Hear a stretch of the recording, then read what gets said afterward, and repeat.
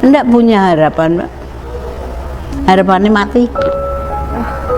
Harapannya mati, saya enggak punya harapan Bapak, Mbak.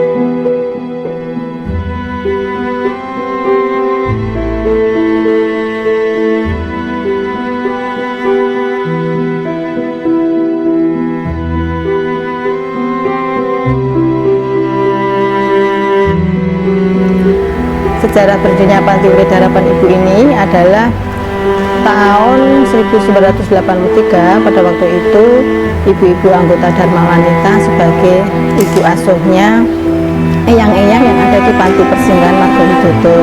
Jadi ini merupakan program dari ibu-ibu Dharma Wanita pada waktu itu sebagai ibu asuhnya eyang-eyang yang ada di Panti Persinggahan Margowidodo. Kemudian baru tahun 85 diakte-notariskan karena sebagai persyaratan mengajukan bantuan ke Yayasan Dharma Is pada waktu itu.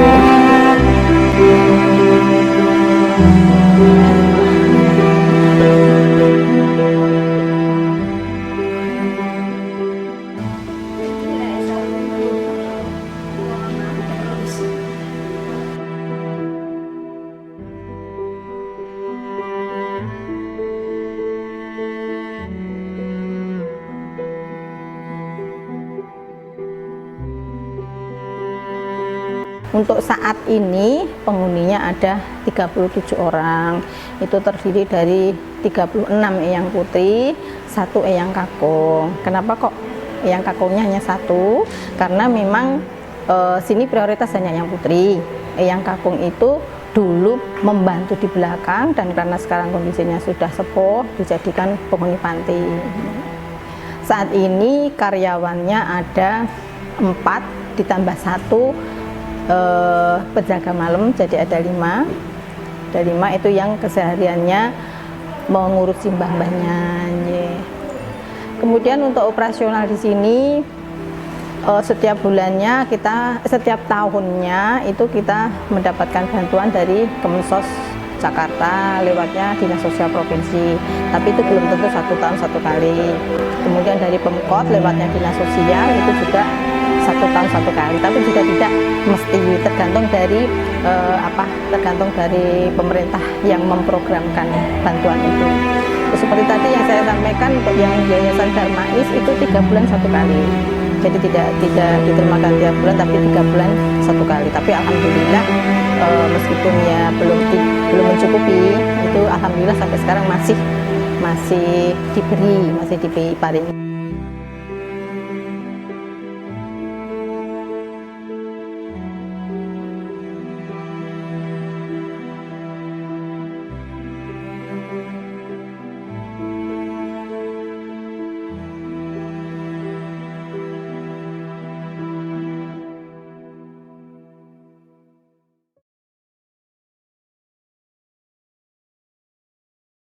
Nama saya Paria, umur saya 76, kelahiran 6 Juni 42.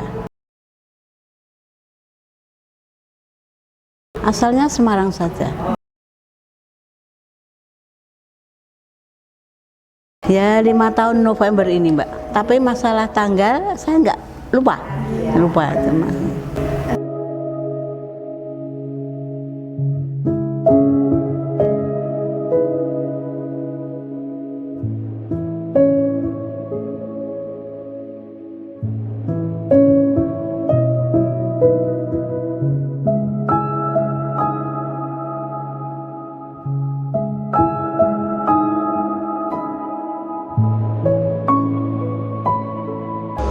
Desember mungkin Januari nanti enten kamu terus saking gereja atau saking agama liane udah nopo niku hati-hati kok sampai melu kan dipaksa kesana sih pun nyanyi dianu pamoro, aduh masya Allah. Nauzubillah min dzalik, astagfirullahaladzim.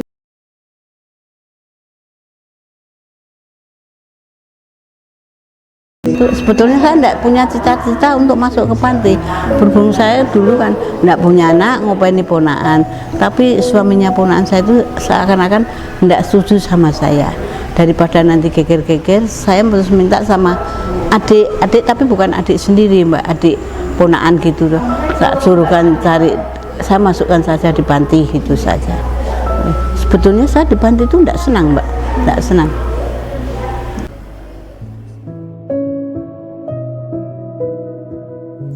Lihatlah wajahnya. Mereka tersiksa karena menahan rasa rindu kepada anak dan keluarganya.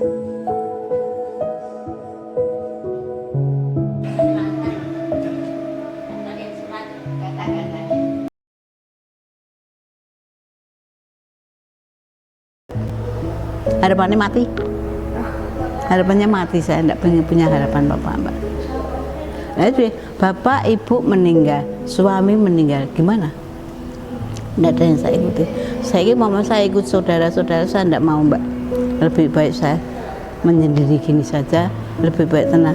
Tapi ternyata saya di sini saudara itu tidak ada yang jenguk. Dah. Jadi saya seperti putus tidak punya saudara. Ya.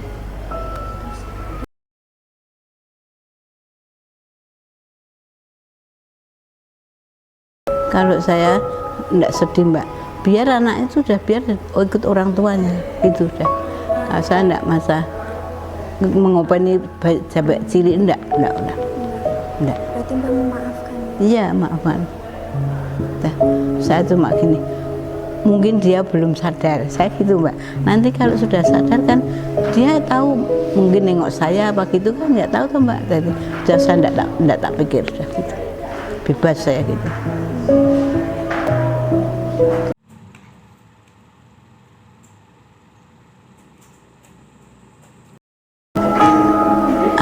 Ya saya mengharap tuh supaya dia itu ingat tahu waktu kecil dia tuh bani mama ya, nanti kalau sudah besar jangan seperti saya, mamanya dibuang, enggak tupani gitu, harus ingat sampai mamanya meninggal, tupani terus gitu.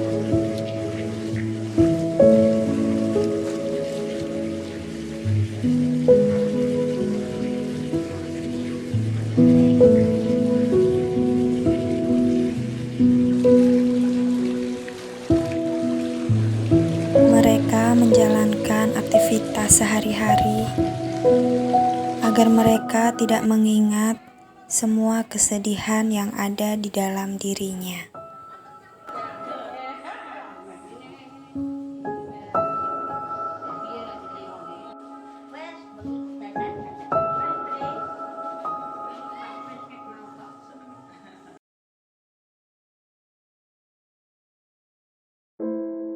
Saya sebagai seorang ibu ya pasti sedih kalau ada anak yang naruh ibunya ke panti. Tapi kalau bisa ya dirawat sendiri selagi masih ada. Dan itu kewajiban seorang anak. Ya walaupun di panti jompo ada fasilitasnya yang bagus, ada perawat, ada fasilitas yang serba mewah, tapi kan setiap orang tua membutuhkan kasih sayang anaknya dan ingin dekat dengan anaknya, kepingin dipeluk dengan anaknya. Jadi ya anak seperti itu bagi kami sebagai orang tua tidak ada rasa anak itu mungkin anak yang tidak patut hormat terhadap orang tua, tidak menyayangi orang tuanya. Kalau bisa ya dirawat di rumah saja, kumpul dengan keluarga. Soalnya kita pun nanti ya tua. Jadinya seumpamanya kita dimasukin dalam panti jompo, betapa sedihnya hati kita. Seolah-olah punya anak tapi tidak punya anak, gitu loh. Ketika lahir juga bertaruh antara hidup dan mati. Terus masih nanti masih apa ya, setelah lahir juga dia itu dirawat ya, menyusui ya, ketika sakit juga orang tua nggak bisa tidur. Terus apalagi ya, kok masa tiba-tiba udah dewasa, dia udah sukses,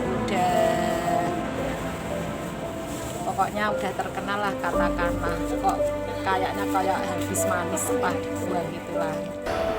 Eyang-eyang seperti ini kondisi lingkungannya lebih baik itu kalau dia ada di lingkungan keluarga, ya lebih-lebih kalau dia punya anak kandung. Harapan saya yang pasti monggo lah anak-anak ini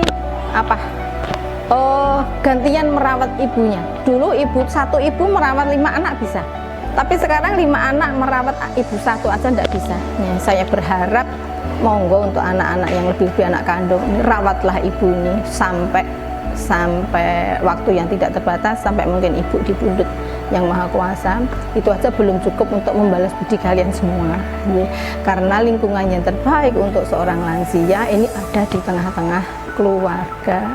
Ibu itu tidak membutuhkan apa-apa kok, dia yang membutuhkan perhatian. Dia butuh perhatian, butuh ada yang diajak teman curhat, ada yang bisa nyambung kalau diajak cerita. Sebetulnya seperti itu. Makin ke sono ibu ini kondisinya seperti anak kecil lagi, kembali ke anak kecil. Makin usia tambah, kembali seperti anak kecil. Ya kita harus sabar. Suatu saat kita juga butuh perawatan anak. Kalau sekarang kita nanamnya ke orang tua seperti itu, ya nanti kita menuainya kayak apa. Ya.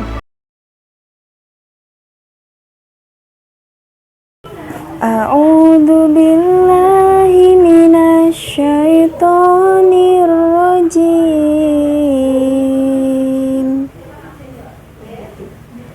Bismillahirrahmanirrahim. Wa wasainal insana biwalidayhi hamalathu ummuhu wahnan ala wahnin wa fisaluhu fi amaini anishkur li waliwalidayk ilayyal masir. Sadaqallahul adzim.